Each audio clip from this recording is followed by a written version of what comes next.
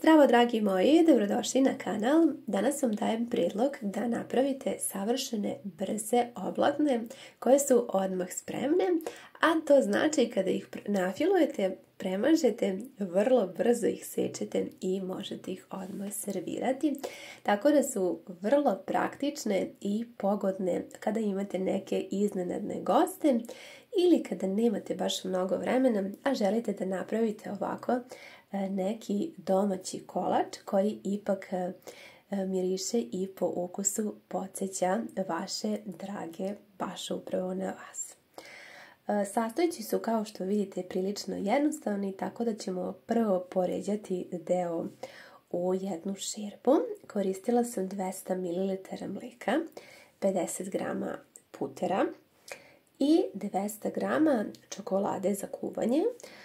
Koristila sam belu čokoladu zato što ćemo napraviti jednu nežnu, veoma ukusnu oblatnu, ali naravno vi možete napraviti i sa nekom drugom. Kao što ste vidjeli, stavit ćemo prvo na ringlu da se svi ovi sastojci otope. Kada počne da vri, možete isključiti vašu ringlu i još ovako lagano nastaviti da mešate dok se u potpunosti ne rastopi čokolada zajedno sa puterom i mlekom, a to će biti zaista jako brzo. Malo ćemo promešati, već vidite kako se polako zgušnjava ova smesa, a jako lepo i miriše.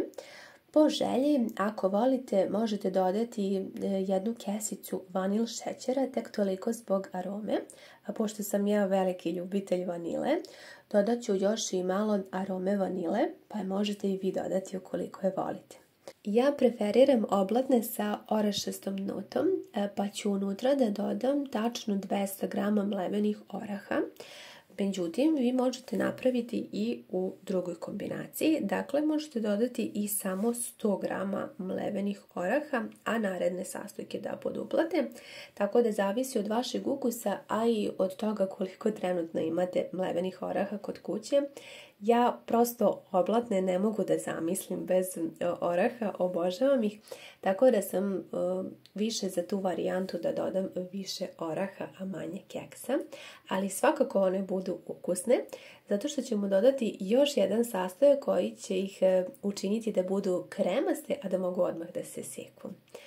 Unutra dodajem i 100 g mlevenog keksa, to vam je tačno kada uzmete jednu šolju za kafu od 200 ml, prepunite je, dakle do vrha i još malo više od toga, to je tačno 100 g. Dakle, još jednom da ponovim, ukoliko želite da više dominiraju orasi, onda možete upotrebiti 200 g oraha i 100 g mlevenog keksa. Ukoliko imate recimo kod kuće samo 100 g mlevenih oraha, onda dodajte 100 g mlevenih oraha i 150 g mlevenog keksa. I u jednoj i u drugoj varijanti budu jako ukusne, a ja ću vam ostaviti u opisu ispod sve potrebne sastojke i za jedan i za drugi način. U ovu smesu dodajemo i 40 g, odnosno jedno malo pakovanje šlag pene, običnog šlaga u prahu, koji će da doprinese da naš fil bude izuzetne arome, ukusa i da bude kremast. Tako da mi je stvarno ovo savršena brza kombinacija. Ovaj šlag je sa aromom vanile, tako da nam je fil pun arome vanile sa tom notom oraha, tako da baš obožavam u ovoj kombinaciji zajedno sa belom čokoladom. Mislim da ne može ukusnije, a ovako brzo. Mislim da će vam se mnogo dopasti. Posebno što ih možete odmah seći, što ne morate sada čekati nekoliko sati da one odstoje pa da ih tek onda sečete, već je sve vrlo brzo gotovo, a i sam ovaj fil se sprema za nekih možda otprilike 10 minuta, možda čak i manje, ali eto, hajde da kažemo 10 minuta i još nekih 10 da premažete, vi ste za 20 minuta gotovi, imate spremne oblatne, posle ih samo isečete i možete uživati. Ja sam za kraj dodala još arome vanile, zato što mi je toliko ide lepo u toj kombinaciji sa belom čokoladom, da nisam mogla da odolim i savršeno je slatko. Ova čokolada je poprilično zaslađena, tako da je fil, što se mene tiče, dovoljno sladak i oblatna je bila savršena. Vi ukoliko pravite recimo za neke svečanosti, onda možete svakako i da poduplate ovaj fil da ispadne još bogatije, a ovo je za neku svakodnevnu varijantu kad želite da napravite kao neki kolačić, ukoliko vam dolaze gosti uz kaficu, mislim da ćete uživati. Količina je dovoljna za 4 oblatne, znate da ide 5 u pakovanju. 4 kore oblatne su ovdje sasvim dovoljno da možete lepo da nafilujete, dakle onu jednu možete ostaviti i napraviti recimo slani rolat. Ukoliko želite možemo zajedno napraviti, odnosno mogu vam pokazati ideju za slani rolat jer sam baš skoro otkrila jedan koji mi se mnogo dopao, pa vi mi slobodno pišite ako biste voljeli da napravimo i u slanoj varijanti. Kao što vidite, jako lepo se razmazuje fil i možete ga odmah razmazivati. Ja sam ga taman dok smo sve zajedno pomešali sastojke, on se taman toliko ohladio, bio je mlak, ne previše vruć, tako da sam mogla lepo da nanosim fil, da ga razmazujem i bilo je sve stvarno jednostavno, nije bilo mnogo nereda u kuhinji i prljavih sudova, tako da mislim da ćete u ovom receptu zaista uživati. Stvarno je proveren i kažem, uspeće svima. Ako nikad niste pravili, slobodno isprobajte i mislim da će vam se mnogo dopasti. Sve je jako jednostavno. Svaku koru dobro ovako utisnite sa rukama kako bi se spojile sa filom i kako se kasnije ne bi odvajale. One se odmah razmekšaju. Ovaj fil je jako praktičan i pogodan da ih pripremate zato što se odmah lepo razmekšaju, ali ne da postanu previše mekane i gnjecave, već bude onako savršene baš taman kako treba, izuzetno kremaste i ukusne. Mislim da to sada upravo imate priliku da vidite dok ja razmazujem ovaj fil koliko je odličan. Mislim da mnogo doprinosi tome ovaj šlag, prah koji smo koristili.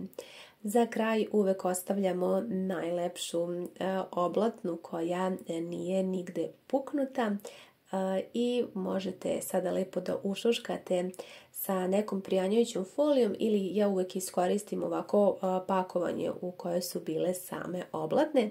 Još jednom da napomenem, ova količina fila je dovoljna za 4 kore oblatne, dakle ostane vam jedna višak.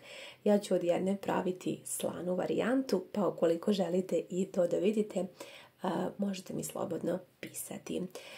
Možete staviti preko neki teži predmet poput recimo flaše i to je dovoljno da stoji možda nekih sat vremena, čak i manje. Evo ovdje je prošlo ni sat vremena, oblatna je bila spremna da je sečete, tako da je ovaj fil stvarno krajnje jednostavan i praktičan za pripremu i kad god poželite možete spremiti oblatnu.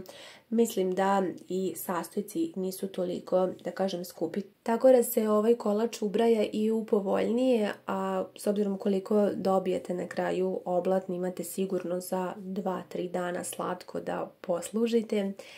Sad, ko kako seče oblatne, što bi moja mama rekla, ona ne prihvata oblatne koje nisu isečene ovako na trogliće, mada ja mislim da to nema veze, svako iseče onako kako voli. Eto, pišite mi kako vi volite.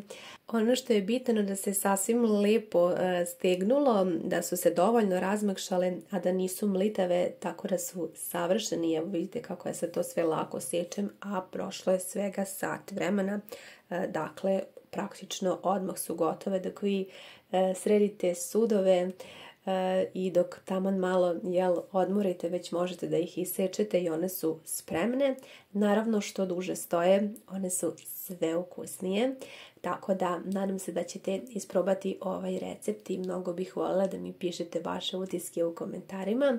Mi smo dobili 2 velika puna tanjira oblatni, bez čekanja, bez kuvanja fila satima, mekane, kremaste, fine, ukusne, pune arome, da se prosto tope u ustima, a jedina im je mana što jako brzo nestanu. Nadam se da ćete uživati ovom receptu. Vi mi pišite kako vi pravite, da li imate neki vaš ovako brzinski recept. Ja sam sa vama podelila i oblatne sa grizom, imate na kanalu, a imate i starinski recept od moje bake. Voljela bi da mi pišete koji vam se najviše dopao. Ovaj se ubraja u najbrže, pa mi je također veoma drag, posebno kad nemam vremena, a ja inače mnogo volim oblatne, tako da vrlo često ih i pravim. Nadam se da ste uživali zajedno sa mnom u još jednom novom receptu. Pišite mi vaše utiske. Hvala vam na gledanju i ljubim vas sve puno.